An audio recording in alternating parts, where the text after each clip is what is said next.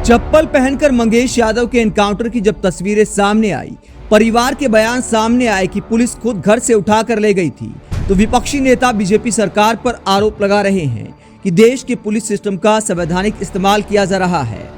अखिलेश यादव लगातार इस मुद्दे पर योगी सरकार को निशाने पर लेते हुए सुप्रीम कोर्ट से संज्ञान लेने की अपील कर रहे हैं, तो अब राहुल गांधी ने मंगेश यादव एनकाउंटर को लेकर भाजपा सरकार को निशाने पर लिया और कहा, भाजपा शासित राज्यों में कानून और संविधान की धज्जियां वही उड़ा रहे हैं जिन पर उनका पालन कराने की जिम्मेदारी है। सुल्तानपुर में हुए मंगेश यादव के एनकाउंटर ने एक बार फिर साबित कर दिया कि भाजपा रूल ऑफ लॉ पर विश्वास नहीं करती।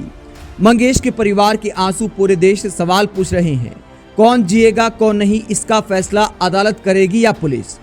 एसटीएफ जैसी प्रोफेशनल फोर्स को भाजपा सरकार में आपराधिक गिरोह की तरह चलाया जा रहा है, जिस पर केंद्र सरकार की चुप्पी इस ठोको नीति पर उनकी स्पष्ट सहमति है। यूपी एसटीएफ के दर्जनों इनकाउंटर सवालों के घेरे में है। क्या आज तक उनमें से किसी भी अधिकारी पर कोई कार्रवाई हुई?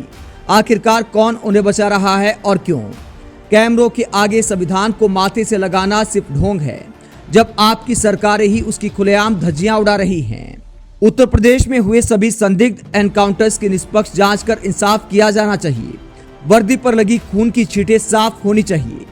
यानी राहुल गांधी पीएम मोदी पर भी सवाल खड़े कर रहे हैं कि क्या केंद्र सरकार यूपी में एनकाउंटर को लेकर सोई हुई है, जबकि पीएम मोदी माथे पर संविधान लगाकर संविधान का पुजारी होने का दावा करते हैं।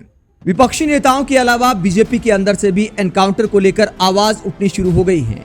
बीजेपी नेता ब्रजभूषण शरण सिंह ने आरोप लगा दिया कि पैसे और प्रमोशन के लिए ऐसे एनकाउंटर किए जा रहे हैं।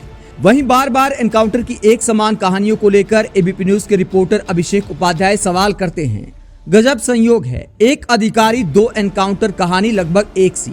ये है मंगेश यादव का एनकाउंटर करने वाले एसटीएफ के अधिकारी डीके शाही का किया एक और एनकाउंटर। ये एनकाउंटर प्रतापगढ़ के गुफरान का था, साल 2023 था।